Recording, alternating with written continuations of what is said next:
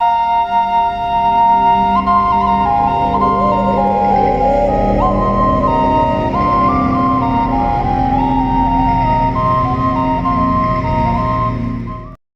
हिंदू धर्म के सबसे महत्वपूर्ण देवताओं में से एक हैं। ब्रह्मा और शिव के साथ विष्णु हिंदू धार्मिक अभ्यास की प्रमुख त्रिमूर्ति बनाते हैं। अपने कई रूपों में विष्णु को संरक्षक और संरक्षक माना जाता है। हिंदू धर्म सिखाता है कि जब मानवता को अराजकता या बुराई से खतरा होता है तो विष्णु धार्मिकता को बहाल करने के लिए अपने अवतारों में से एक में दुनिया में उतरेंगे। विष्णु जो अवतार लेते हैं उन्हें अवतार कहा जाता है। हिंदू धर्म ग्रंथ 10 अवतारों की बात करते हैं। ऐसा माना जाता है कि वे सत्य युग में मौजूद थे, एक ऐसा काल जब मानव जाति पर देवताओं का शासन था। सामूहिक रूप से विष्णु के अवतारों को दशावतार कहा जाता है। प्रत्येक अवतार का एक अलग रूप और उद्देश्य होता है। जब किसी व्यक्ति को किसी चुनौती का सामना करना पड़ता है तो समस्या का समाधान करने के लिए एक विशेष अवतार सामने आता है। प्रत्येक अवतार से जुड़े मिथक एक विशिष्ट समय का संदर्भ देते हैं जब उनकी सबसे अधिक आवश्यकता थी। लोग इसे ब्रह्मांडीय चक्र या समय की भावना के रूप में संदर्भित करते हैं।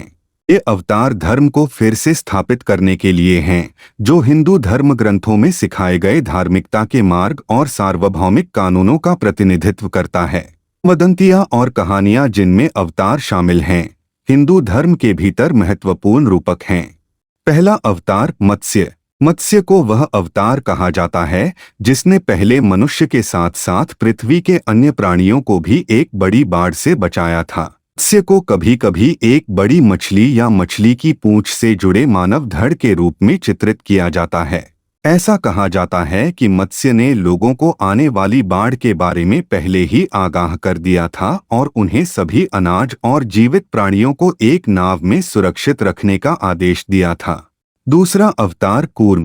कूर्म कछुआ अवतार है जो दूध के सागर में घुले खजाने को प्राप्त करने के लिए समुद्र मंथन के मिथक से संबंधित है। इस मिथक में विष्णु ने अपनी पीठ पर मंथन की छड़ी को सहारा देने के लिए कछुए का रूप धारण किया था। विष्णु का कूर्म अवतार आमतौर पर मिश्रित मानवपशु रूप में देखा जाता है। तीसरा अवतार वराह।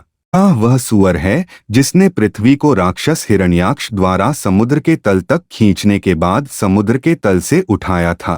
1000 वर्षों की लड़ाई के बाद वराह ने अपने दांतों से पृथ्वी को पानी से बाहर निकाला। वराह को या तो पूर्ण सुअर के रूप में या मानव शरीर पर सुअर के सिर के रूप में दर्शाया गया है। चौथा अवतार नरसिम्हा। ऐसा की किंवदंती है राक्षस हिरण्यकशिपु ने ब्रह्मा से वरदान प्राप्त किया था कि उसे किसी भी तरह से मारा या नुकसान नहीं पहुंचाया जा सकेगा।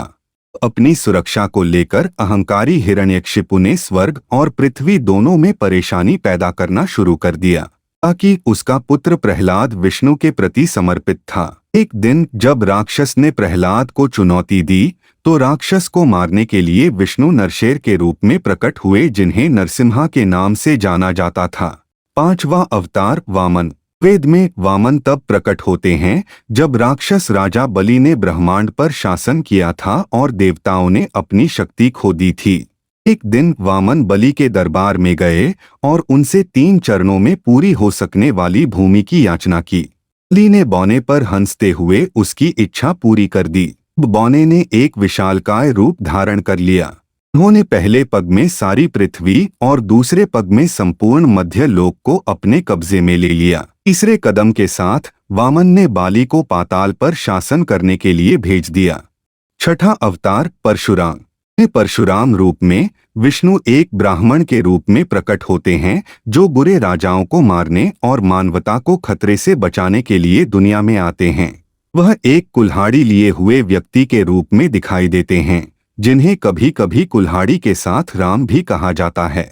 मूल कहानी में परशुराम हिंदू सामाजिक व्यवस्था को बहाल करने के लिए प्रकट हुए जो अहंकारी क्षत्रिय जाति द्वारा भ्रष्ट हो गई थी।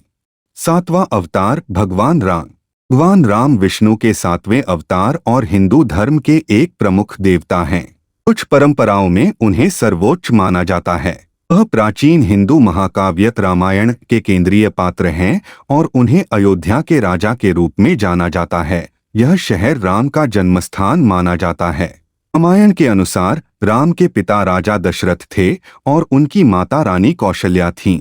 उनका जन्म दूसरे युग के अंत में हुआ था, जिन्हें देवताओं ने कई सिर वाले राक्षस रावण के साथ युद्ध करने के लिए भेजा था। उनको अक्सर नीली त्वचा वाले धनुष और बाण के साथ खड़े हुए चित्रित किया जाता है। 8वां अवतार भगवान कृष्ण। भगवान कृष्ण विष्णु के 8वें अवतार हैं और हिंदू धर्म में सबसे व्यापक रूप से पूजनीय देवताओं में से एक हैं। वह एक चरवाहा था, कभी कभी सारथी या राजनेता के रूप में चित्रित, जो चतुराई से नियम बदलता था। किंवदंती के अनुसार प्रसिद्ध कविता भगवद गीता कृष्ण द्वारा युद्ध के मैदान में अर्जुन को बोली गई थी। कृष्ण को विभिन्न रूपों में दर्शाया गया है क्योंकि उनके आसपास बहुत सारी कहानियां हैं। सबसे आम कहानी में कृष्ण को एक दिव्य प्रेमी के रूप में वर्णित किया गया है जो बांसुरी बजाता है। उनका वर्णन उनके बाल रूप में भी किया गया है। चित्रों में कृष्ण की त्वचा अक्सर नीली होती है और वे पीले रंग की लंगोटी के साथ मोर पंखों का मुकुट पहनते हैं। 9वां अवतार बलराम। राम को कृष्ण का बड़ा भाई कहा जाता है। ऐसा माना जाता है कि वह अपने भाई के साथ कई साहसिक कार्यों में लगे रहे।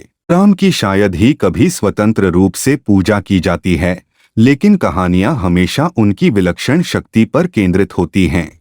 दृश्य प्रस्तुतियों में उन्हें आमतौर पर कृष्ण की नीली त्वचा के विपरीत पीली त्वचा के साथ दिखाया जाता है। पौराणिक कथाओं के कई संस्करणों में भगवान बुद्ध को 9वां अवतार माना जाता है। हालांकि यह एक अतिरिक्त चीज थी जो दशावतार के पहले ही स्थापित हो जाने के बाद आई थी। 10वां अवतार कल्कि। कल्कि, जिसका अर्थ है अनंत काल या शक्तिशाली योद्धा, विष्णु का अंतिम अवतार है। वर्तमान समयावधि कलियुग के अंत तक उनके प्रकट होने की उम्मीद नहीं है। ऐसा माना जाता है कि कल्कि दुनिया को अधर्मी शासकों के उत्पीड़न से छुटकारा दिलाने के लिए आएंगे। ऐसा कहा जाता है कि वह एक सफेद घोड़े पर सवार और एक ज्वलंत तलवार लिए हुए दिखाई देंगे।